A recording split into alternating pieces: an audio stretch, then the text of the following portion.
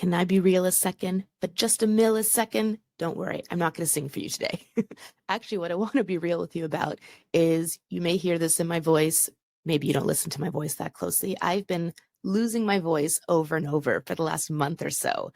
Occupational hazard of having a weekly podcast, having 3 to 4 coaching calls a day, doing 3-hour-long training sessions for SMX, speaking at international conferences. Don't get me wrong.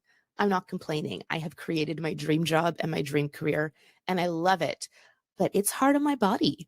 I'm fortunate that in Canada we have free healthcare, but it does mean I got to wait a little bit. So in a few weeks, I'm going to see my doctor, who will then refer me to an ear, nose, and throat specialist. But anyway, you don't care about that. You're here to hear about Google Ads. And so today I picked 3 technical questions you've asked me that I don't think will fit cleanly into any of my usual episodes, but have really great information I want to share with you. And for 2 of these 3 questions, I can share with you clips of stuff I already recorded when I actually had a voice to answer those questions for you. So special in episode 61, you're getting an inside look at my account audit template. We're demystifying UTMs, and I'm answering your questions about inside Google Ads versus Google Ads for beginners once and for all. I'm your host, Jill Saskin-Gales. I spent 6 years working for big brands at Google, and now I work for you. This is Inside Google Ads, episode 61. Let's get technical. Our first question comes from Abdurrahman Rohan 3801 on YouTube, and they say, could you please share your audit template? This is in response to some videos I shared in December 2024 of me live auditing for Google Ads accounts. So I'll drop that link in the episode description in case you want to watch those. Now, I do share my account audit template with my Inside Google Ads course members, but because you asked so nicely, Abdurrah, I'm going to give you a special sneak peek at that template right here, right now.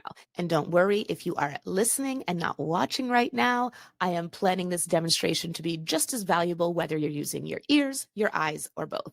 As part of my Inside Google Ads course, members get access to my account audit template, where they can get this Google Doc, make a copy, and then have at it.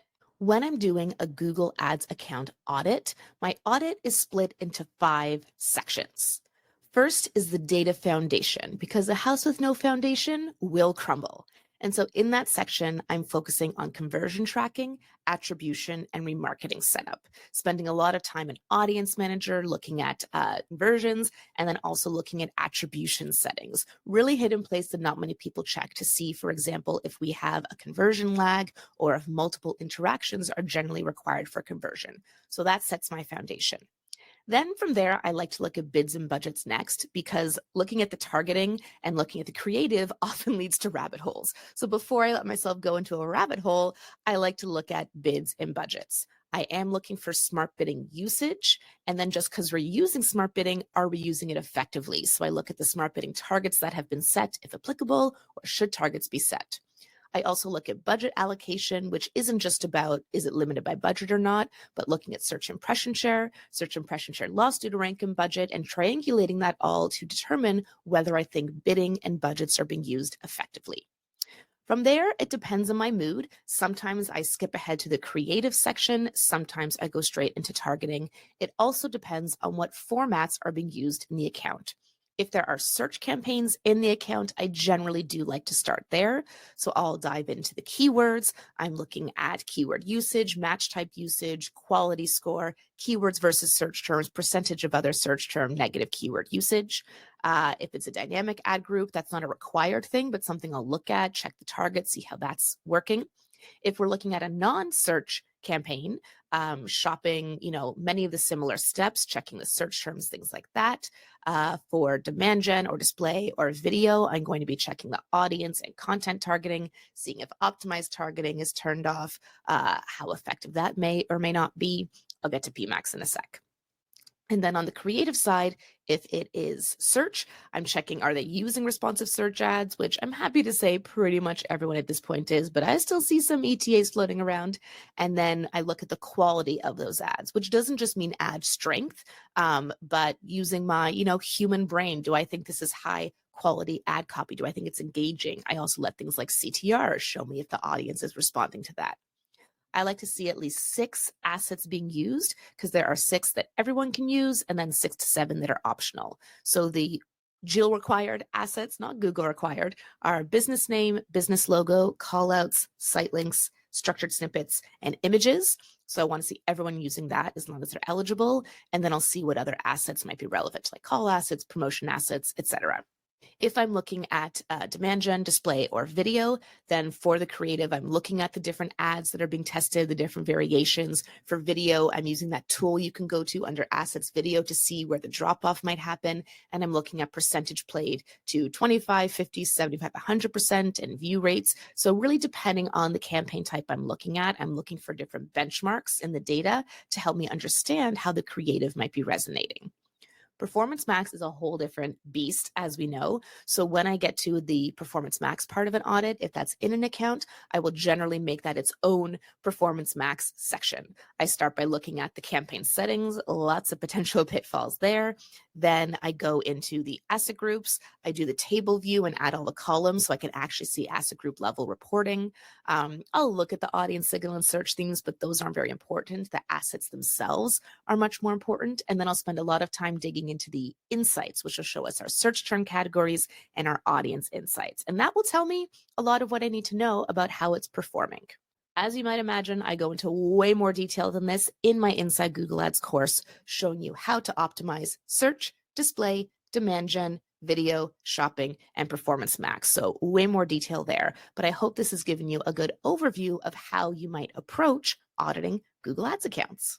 And if you would like to see my account audits that I've done before, I've linked a playlist of my Google Ads account audits on YouTube in the episode description. Our next question today comes from the Topaz Brand 1 on YouTube, and she says, how has nobody said that this is probably the best video out there to explain UTM tracking to anyone?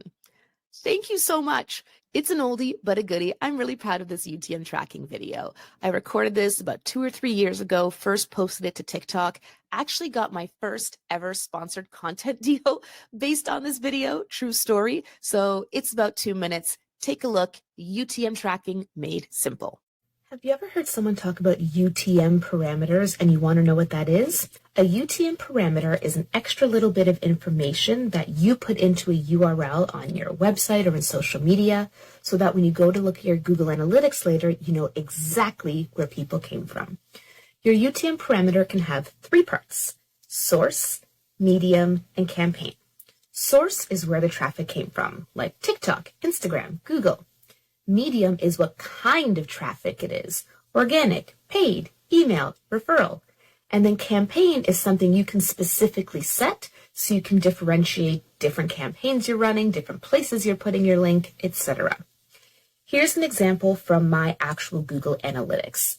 Google Analytics doesn't always recognize when people come from my TikTok link in bio. Often that was showing up as direct traffic. So I put custom parameters into my link in bio so that TikTok now shows up as TikTok social, whereas Instagram shows up as Instagram social. You can see I also have active campaign, email. I also set that with custom parameters. These are especially helpful if you're running ads with a platform outside of Google. Google Ads and Google Analytics will talk to each other, so you don't really need to have UTM parameters there. But if you're running Facebook ads and you don't put in custom UTM parameters, then all the people who come to your website from ads will look the exact same in Google Analytics as people who came organically. We don't want that. So in Facebook ads, you would want to put a custom medium of CPC, cost per click, to distinguish your Facebook source traffic from your regular Facebook referral traffic. If you want to build your own UTM parameters, it's really easy. I just Google UTM parameters builder because I can never remember the link. And if you Google that, the first result will be from Google Analytics. It shows you exactly how to build your own custom URLs to use them wherever you're driving people to your website. Our final question today came in my Instagram DMs, and it was someone asking about my 2 Google Ads courses. I have a question about the option for courses. For the monthly one, is that something you access for a month and then lose access if you don't redo it for the next month? The answer is yes. Inside Google Ads is a membership course. I do that to make it affordable and accessible. You can join, binge the whole thing, and cancel if you like. Some people do that, but most people stay a member month to month since I constantly update it. We have the monthly meet and more great resources like that. Then their second question. For the beginner course, do I have access to all the material for a lifetime? Yes, you do. I mean, I can't guarantee a lifetime. Who knows how long we'll live? But yes, when you buy Google Ads for Beginners, you get instant access to all the material right away, and you keep that access. Then they say, I want to sign up, but I'm trying to figure out which is a better option. I've got the basics of running Google Ads, but I have a client that's currently running YouTube, and I want to make sure I'm filling in any gaps in my knowledge. As you might expect, this is one of the most common questions I get. What's the difference between inside Google Ads and Google Ads for Beginners? So I recently recorded a 4.5-minute video answering just that for you. I'm going to roll that for you now. And if you're not interested in courses, just skip ahead about 4 minutes because I've still got a new insider challenge for you to solve before this episode is up. Which of my Google Ads courses should you join? Inside Google Ads or Google Ads for Beginners? It's one of the most common questions I get, so let me break it down for you so you can make the best decision for you. Inside Google Ads is a membership course. You pay monthly or annually for membership. Why? Because I add new lessons every month. You get access to an exclusive 1-hour meeting with course members and me every month, and often guest experts as well. And you can ask me questions in the course and I'll respond. So for most people, beginner, intermediate, advanced, inside Google Ads is the right choice for you. And in a moment, I'll show you what it looks like. Google Ads for Beginners is specifically designed for, you guessed it, beginners. If you've never run Google Ads before, if you don't know what the difference is between a query and a search term, or what does performance max mean, or what is a responsive search ad, then in Google Ads for Beginners, in about 3.5 hours, I'll explain all the core concepts you need to know.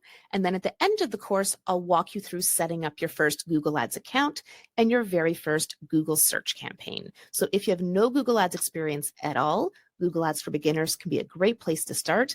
But if you do have some ads experience, then Inside Google Ads is probably better for you. Now, let me show you what each course actually looks like if you're still not quite sure. This is Inside Google Ads. We are inside Google Ads.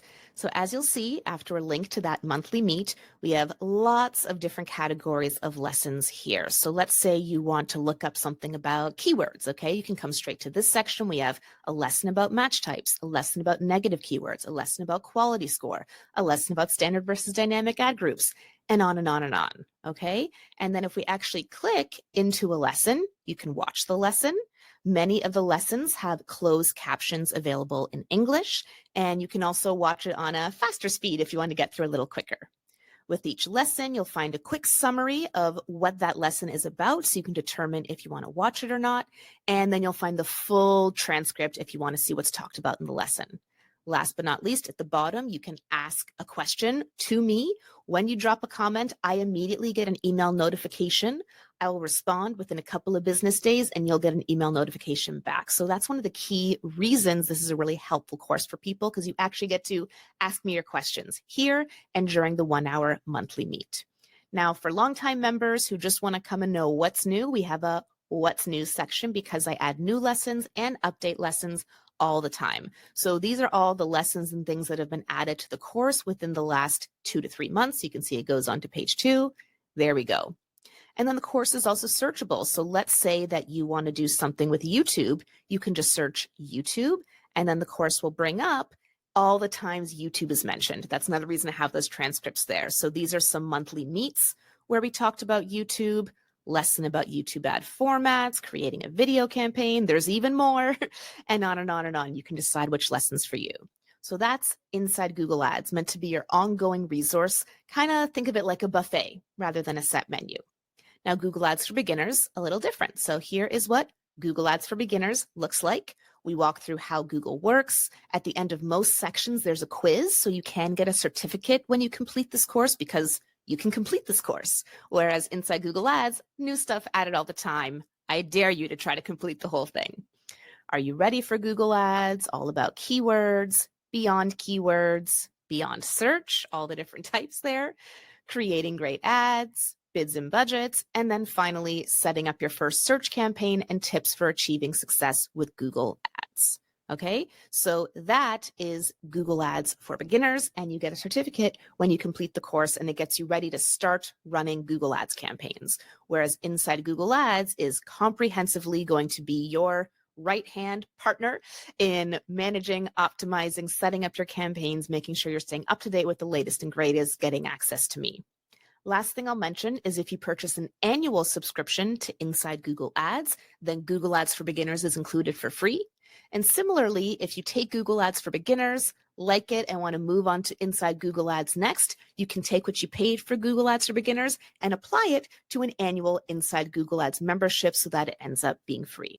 If you have any further questions at all, please feel free to contact me using the contact form on my website. The links to learn more about both of these courses and join are just below this video. I hope you've enjoyed this technical episode, getting a deeper look at account audits, UTM tracking, and which Google Ad training may be right for you.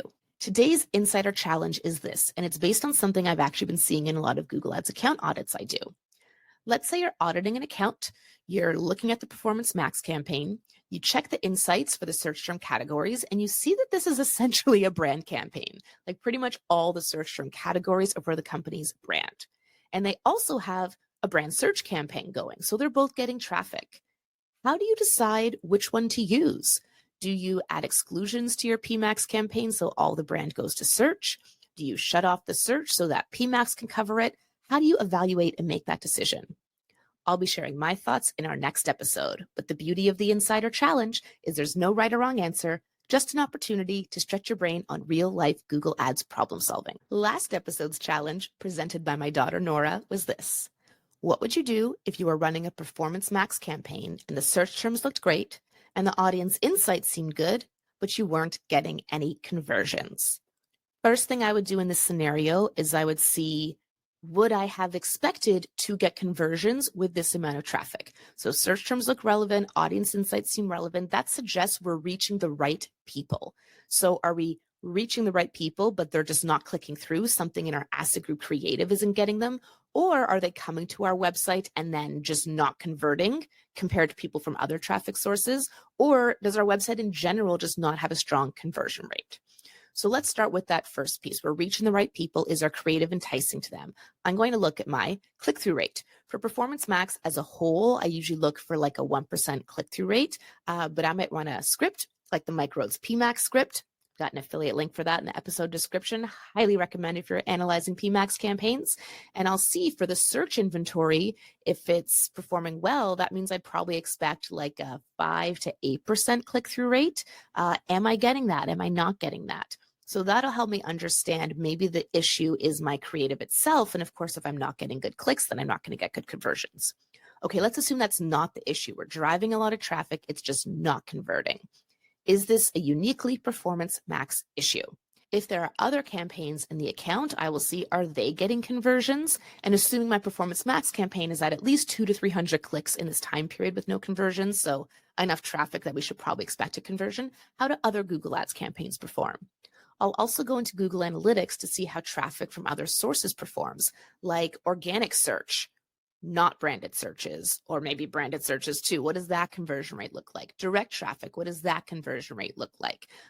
Social media traffic, what does that conversion rate look like? And so that will help me understand if it's a uniquely Performance Max issue or if just website-wide our conversion rate is not looking really good. If I do all of that analysis and I still can't pinpoint the problem, next thing I would do is probably double check my conversion tracking, double check the settings on the PMAX campaign, because yes, this has happened to me before where not in an account I manage, but when I was auditing an account, it turned out that the campaign had been set up in a way that it was only using like a different conversion action for optimization and that it had actually been driving conversions, it just wasn't being tracked. So although that probably should be the first thing I check, in reality, that would come later as something I check, making sure the settings and everything like that are correct.